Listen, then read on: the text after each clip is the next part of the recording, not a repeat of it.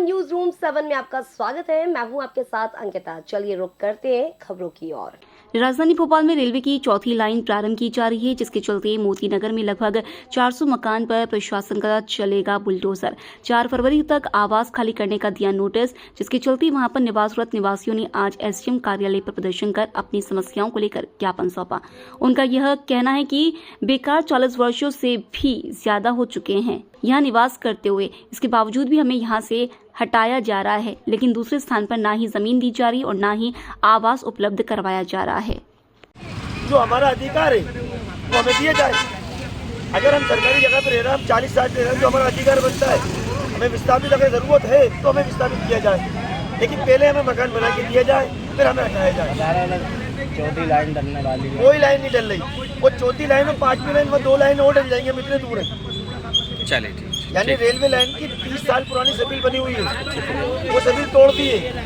आप उस सपील को उठा दीजिए और नापती कर लीजिए, हम बहुत दूर है सपील। रेलवे लाइन की सपील है, फिर रोड है, फिर हमारे मकान है।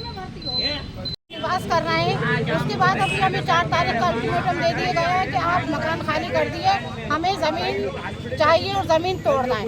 उसके बाद हमारे पूरे बस्ती के बच्चे, कोई 11th में, कोई 12th में, कोई 8th में, कोई 6th में, सभी कक्षा में बच्चे इतने अपसेट हो चुके हैं कि पढ़ाई पे बिल्कुल ध्यान नहीं हो पा रहा था। वो इस बात में लगे कि क्या होगा, कहाँ जाएंगे, कैसे रहेंगे, एग्ज़ाम कैसे देंगे हम। आज ये बच्ची जिसकी बाइक ही खड़ी है, वो पूरी मैं इस बच्ची को लेकर कहाँ जाऊँगी। 8th क्लास की बच्ची, एसडीएम साहब ने कहा कह दिया हमारी जिम्मेदारी, आप किस चीज़ की जिम्मेदारी। न्यूज़ चैनल के माध्यम से मैं चेताना चाह रही हूँ सरकार को, अगर टोल के बच्चों को कुछ हो गया, बच्ची को कुछ हो गया तो उसकी जिम्मेदार सिर्फ सरकार होगी। उसका जवाब मैं सरकार से। हाँ, नाम बताइए। अनीसा। आज आप लोग क्यों आए यहाँ पे? हम इसलिए आए कि हमारे 4 तारीख का टाइम दे दिए झुग्गी तोड़ने को। अब हम बच्चों को लेके कहाँ जाएंगे? हम पटरी में सो जाएंगे, मगर हमें कहीं जाना नहीं है। हम कहीं नहीं जा रहे, हमारे बच्चे वही मर जाएंगे, हम लेके बच्चों को मर जाएंगे, मगर हम कहीं नहीं जाएंगे। हमारे पास इतना पैसा नहीं है कि हम किराए का क्वार्टर ले ले, 5-5, 10-10 हजार का किराए का क्वार्टर मिल रहा, हम कहाँ जाए? हमें खाने का एक टाइम मिलता है, दूसरे टाइम हम भूखे रहते हैं, हम उसी में गुजारा कर रहे हैं, मगर हम नहीं जाएंगे कहीं भी वो जमीन जगह छोड़ के। कहाँ रहती थी आप? सुभाष नगर पे। चलो ठीक। रेल की पटरी मामला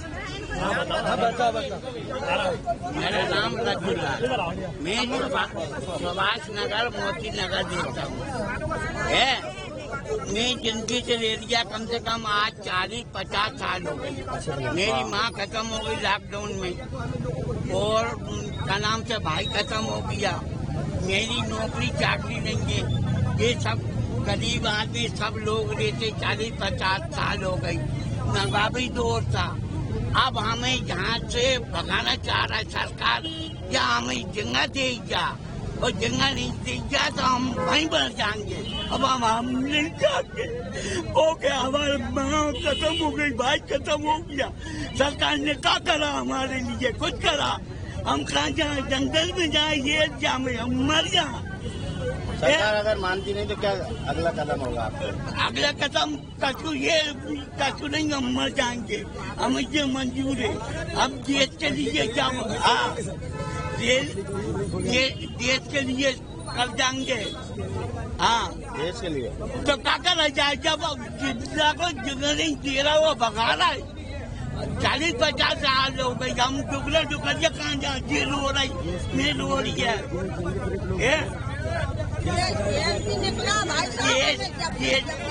निकला कर जब के हम भाई हैं, 40-50 साल हो गई है। हम जो है हम हमारी सुभाष नगर मोती नगर बस्ती के लिए आए हुए हैं। हमें जो है कि दिसंबर के अंदर नोटिस दिए गए थे, तो हमने उसका जवाब तहसील में दाखिल कर दिया। सभी लोगों ने मिलकर अपने पुराने जो रिकॉर्ड थे हमारे कागज़ों के, जो हम 40 साल 50 साल 30 साल पुराने जो हमारे केस कांड के दंगे के जो भी पेपर थे, वो अपने फाइल बनाकर तहसीलदार साहब को लगा दिए थे। जैसा हम इतने पुराने लोग रहने वाले हैं, सालों से रह रहे हैं, हमें नोटिस क्यों दिया जा रहा है? अब वो नोटिस जो यहाँ पेश ही नहीं करवाई जा रही। आज हम तहसीलदार साहब की तरह एसडीएम साहब इसलिए आए थे, हम धरने में बैठे हुए हैं कि हमारी पेशी करवाई जाए ताकि हम आगे जाएं। 4 तारीख का पूरे प्रशासन ने आके हमें ऐलान कर दिया कि 4 तारीख को, यही 4 फरवरी को मकान खाली करने हम तोड़ने आ रहे हैं। हमारे मकान कोई कच्चे मकान नहीं है, पक्के मकान है और हम रेलवे लाइन से बहुत दूर हैं और वहाँ पर मस्जिद भी है, मंदिर भी है, गिरजाघर भी है, लाइन से वहाँ सारी चीज़ें हैं। तकरीबन कितने मकान होंगे? वहाँ तकरीबन 400 से 500 मकान है। मुस्लिम के अलावा सबके मकान है? सब तरह के, मुस्लिम के अलावा हिंदू भाइयों के हम सब लोग एक तरीके से रहते हैं, सबके मकान है।